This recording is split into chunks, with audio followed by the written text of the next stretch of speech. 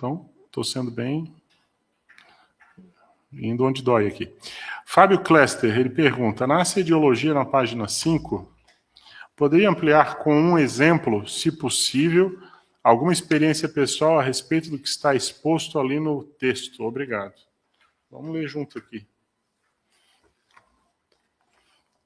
Isso aqui é anotações pessoais com base na fala do professor Valdo, da tertúlia Prioridade para a Psíquica em Autoparapercepciologia, dia 24 de janeiro de 2010. Se a pessoa nota que tem algum assédio persistente, uma das primeiras atitudes é relacionar o prejuízo. O que isso está afetando negativamente minha vida? Isso é para acabar com a inconsciência da pessoa, fazer um balanço dos prejuízos. O que está atingindo? Para o que a pessoa dá valor? Quando ela começa a valorizar certas coisas, aquilo deve ser o nó górdio dos assédios. Às vezes é moldura. Tem de ver o que mexe com a pessoa psicossomaticamente. Fábio, isso aqui é uma coisa mais comum que a gente pensa, sabe? O que acontece? Se a maioria das pessoas não são despertas, a grande maioria das pessoas é assediada. No duro é isso que acontece. Então, o que acontece? Às vezes a pessoa tem um processo de assédio cronicificado na sua psicosfera, mas ela não se dá conta que ela está assediada muitas vezes. É só quando ela começa a ficar mais lúcida, a dominar um pouco mais das energias, que ela começa a sentir ou desconfiar que tem boi na linha, como o pessoal fala. Às vezes ela não se sente bem, ela sente que tem alguma coisa estranha. Isso é o que o pessoal da Aracê estuda muito, que é o processo da diferenciação pensênica, que é você saber o que é pensamento seu, o que é pensamento do outro, entendeu? Que às vezes tem isso também, você fica acoplando e pensando coisas, às vezes o assediador que está ali te insuflando para pensar um monte de bobagem, aquilo não é bem seu, aquilo é da consciência, mas você capta aquilo e assume aquilo como se fosse seu, que é quando você internaliza aquele pensamento. Isso é um problemão, tá? Mas o que eu quero chamar a atenção é que, assim, esse acoplamento, ou essa manutenção do assédio, ela sempre vai se dar devido a alguma pensenidade do assediador e da consciência que estão afinizadas, entendeu? Então, para a pessoa romper esse ciclo, que é um ciclo vicioso, às vezes é um processo que acompanha a pessoa não só décadas da vida dela, acompanha, Fábio, às vezes múltiplas vidas. Às vezes o assédio da pessoa é cronificado, é multimilenar, multissecular, multimilenar. Então, a pessoa é obrigada a entender qual é a raiz pensênica, qual é o vício de autopatopensenidade que sustenta aquela relação, que sustenta aquilo ali. Geralmente, não é um negócio unilateral, é sempre uma via de mão dupla. Então, a pessoa ela vai ter um ganho, às vezes, secundário, entendeu? É o chamado negocinho. Ela tem alguma coisa que ela se alimenta. Às vezes é uma energiazinha, é um processo de carência que ela supre, alguma coisa que ela sente aquele calorzinho gostoso, e aí ela se aninha, né? Ela se amorna junto com o assediador. Estou aqui dando uma explicação de uma coisa super comum, mas que a maioria das pessoas às vezes não se dão conta, né? Então é isso, meu caro. Experiência pessoal sobre isso, cara, eu quero te dizer que é interessante que eu agora já não sou pego mais tanto, mas eu já, no passado, você às vezes acha que você está ali com um amparador, você está com um assediador. Entendeu? Antes de eu conhecer a Fernanda, eu tive uma relação que era isso. A mulher era um rabo de foguete. Entendeu? É um processo barra pesada, baratosférico. Mas a gente estava ali, né, meio inexperiente. Então, é isso.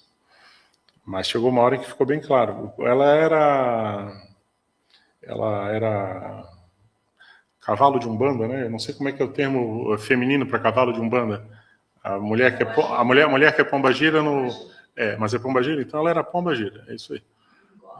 Que dor de cabeça. A mulher incorporava na rua, era um rolo, tinha que segurar. Outra vida. Foi. Entendeu?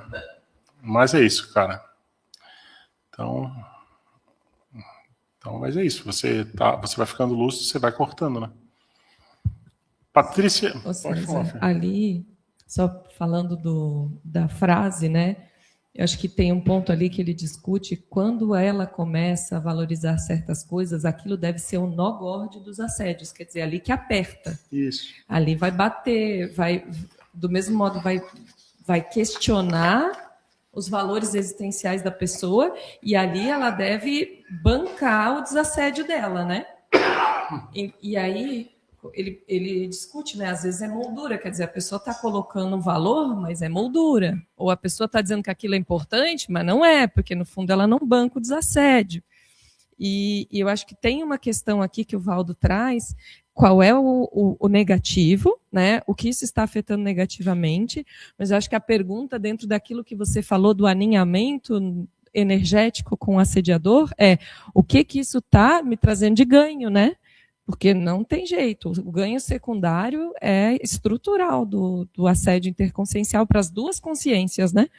Então, acho que a pessoa, a hora que ela entender o ganho, ela entende o liame, e ela entende o liame, ela identifica a recim. Então, acho que é ali que vai, e acho que é nesse ponto que vem a pergunta dele, das experiências, né?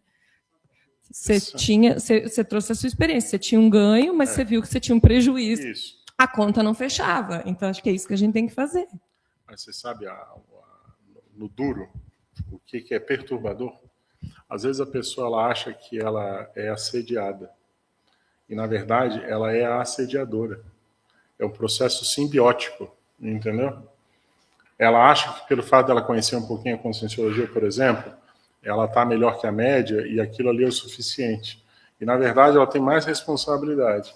E quando ela pega e se aninha com uma consciência energivora, por exemplo, a responsabilidade é infinitamente superior.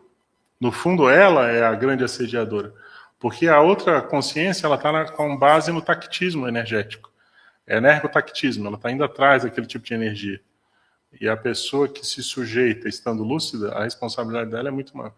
Então, isso é que é o duro da história, entendeu? Só que...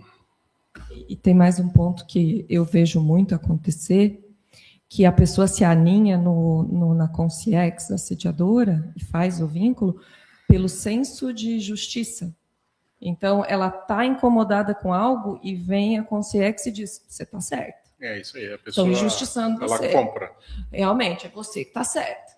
E aí fica assulando, né? Então, eu vejo que a pessoa quiser refletir também, não só os gaps, as carências afetivas, mas as carências em termos de senso de justiça. Ali entra muita coisa. Gente, eu vou avançando aqui, mas se alguém quiser fazer alguma colocação aí, vamos aproveitar. Vamos lá.